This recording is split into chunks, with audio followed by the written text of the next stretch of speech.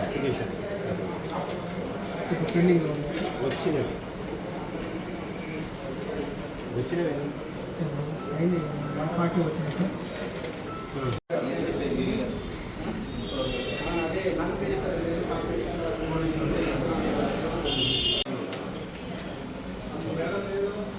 Karimnagar ACB మా DSP గారి ఆధ్వర్యంలో జగిత్యాల మున్సిపాలిటీలో ఈ జగిత్యాల యొక్క ప్రజలు ఒక కంప్లైంట్ ఇచ్చిన దాన్ని బేస్ చేసుకొని సర్ప్రైజ్ చెక్ కండక్ట్ చేయడం జరిగింది. ఈ సర్ప్రైజ్ చెక్లో ACB staff, Karimnagar ACB staff మరియు ఆడిటర్స్ మరియు ఇతర డిపార్ట్మెంట్ వాళ్ళ మంచి విట్నెస్ల సహాయంతో మొత్తం సోదా చేయడం జరిగింది. ప్రతి వింగ్ మరియు ప్రతి సెక్షన్ని కూడా చెక్ చేయడం జరిగింది. ఈ చెక్ చేసే క్రమంలో మాకు కొన్ని ఇర్రెగ్యులారిటీస్, కొన్ని లోపాలు మేము గమనించాము.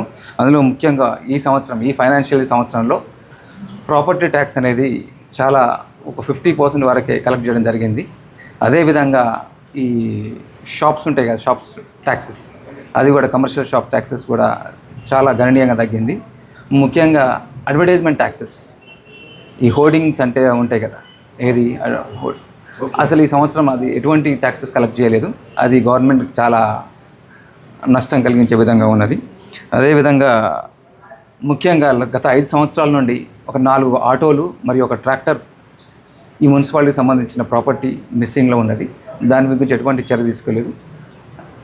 గవర్నమెంట్ కానీ మరి మున్సిపాలిటీ వాళ్ళు కానీ ఎటువంటి చర్య తీసుకోలేదు. దాని మీద ఫర్దర్ ఎంక్వైరీ చేసి అసలు ఏం జరిగింది అన్నది రిపోర్ట్ పెట్టడం జరుగుతున్నది.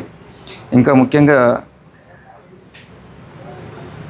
ఈ మున్సిపాలిటీకి కొన్ని బిల్డింగ్స్ రెంట్కి వేయడం జరిగింది. గత 18 సంవత్సరాల కింద టెండర్ వేసి అది కొందరు ఓనర్స్ దాన్ని రెంట్కి తీసుకోవడం జరిగింది. సిన్స్ 18 years ఆ టెండర్ మళ్ళీ రీటెండర్ అనేది జరగలేదు. అది కూడా ఈ రిపోర్ట్లో గమనించడం జరిగింది. ముఖ్యంగా ఈ మున్సిపాలిటీ యొక్క వెహికల్స్, మన చెత్త కలెక్షన్ చేసే వెహికల్స్ అయినా కానీ ఇతర వెహికల్స్ అయినా కానీ దానికి ఒక రిపేర్కి అయినా కానీ దాని యొక్క డీజిల్ మెయింటెనెన్స్కి అయినా కానీ డీజిల్ కన్జప్షన్లో కానీ చాలా లోపాలు కనిపించినాయి. దాన్ని కూడా క్లుప్తంగా వెరిఫై చేసి రిపోర్ట్ పెట్టడం జరుగును. ఇంకా ఎల్ఆర్ఎస్ అప్లికేషన్స్ అయినా కానీ బిల్డింగ్ పర్మిషన్ అప్లికేషన్స్ అయినా కానీ కొన్ని పెండింగ్లో ఉన్నాయి. ఆ పెండింగ్ ఎందుకన్నది కొన్ని వెరిఫై చేస్తాము. ఇంకా ముఖ్యంగా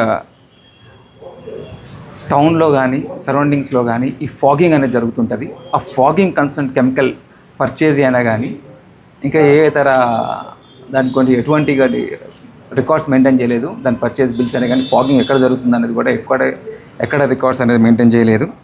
మరియు జనరల్గా మనం ఇక్కడ స్టేషనరీ బిల్స్ అయినా కానీ ఇంకా మన పారిశుద్ధ కార్మికులకు వాళ్ళకు మినిమం ఉంటాయి కదా, కొన్ని చీపుర్లు అయినా కానీ నాప్కిన్ అవన్నీ ఆ ఐటమ్స్ పర్చేజ్ చేయడంలో ఎటువంటి GST bills, approved GST bills కానీ ప్రాపర్గా బిల్స్ అనేది కరెక్ట్ లేవు. అవి ఏందనేది ఫర్దర్గా ఇన్వెస్టిగేషన్లో మేము వెరిఫైడ్ చేయడం జరుగుతున్నది.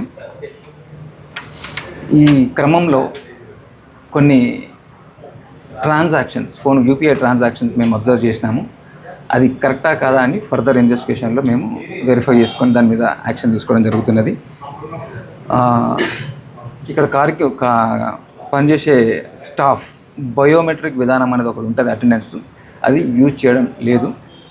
దాని మీద కూడా ప్రాపర్గా యూజ్ చేయాలని చెప్పేసి రిపోర్ట్ పెట్టడం జరుగుతున్నది. ఇంకా కొన్ని ల్యాప్సెస్ ఉన్నాయి. అది డీటెయిల్ ఇన్వెస్టిగేషన్లో కొన్ని ల్యాప్సెస్ వస్తాయి. ఈ ల్యాప్సెస్ అన్ని క్రోడీకరించి గవర్నమెంట్కి హెడ్ ఆఫీస్కి రిపోర్ట్ పెట్టడం జరుగుతున్నది. దాని తర్వాత వాళ్ళు గవర్నమెంట్ రిపోర్ట్ పంపిస్తారు.